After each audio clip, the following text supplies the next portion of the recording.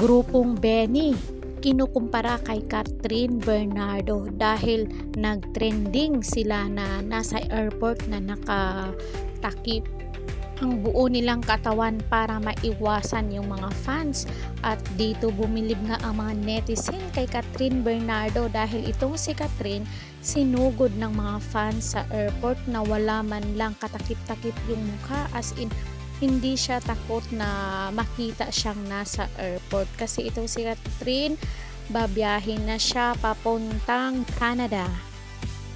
Marami sa mga taga-suporta ng kapamilya aktres na si Catherine Bernardo ang tumango sa Ninoy Aquino International Airport sa kabila ng hindi magandang lagay ng panahon para makita ang aktres.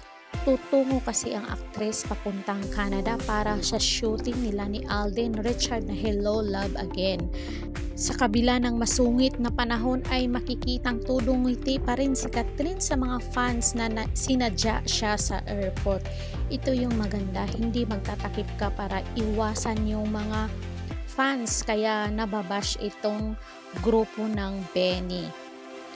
Marami rin ang personal na nagpaabot ng kanilang mensahes na mag-ingat ang dalaga at ipagdarasal ang kanyang safe flight dahil sa kasagsagan ng bagyong Karina. O diba?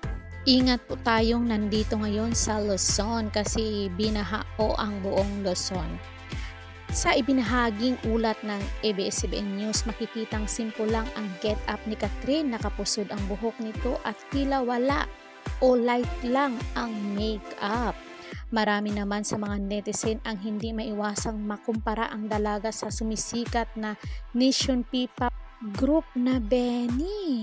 Ang main comparison kasi ng mga netizen, ang mga outfit ng dalaga wala kahit na anong pagtatakip gaya ng cap o mask. Si Catherine, matatanda ang naging viral ang Benny matapos usisain ng netizen ang outfit nito, kung saan balot na balot at tila ginagaya raw ang mga sikat na Korean idols.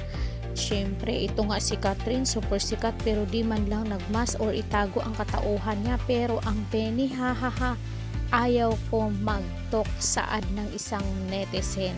Totoo naman, kasi sikat pa lang nila, hindi pa masyadong, wala pala yata silang 1 year sa showbiz or sa music industry.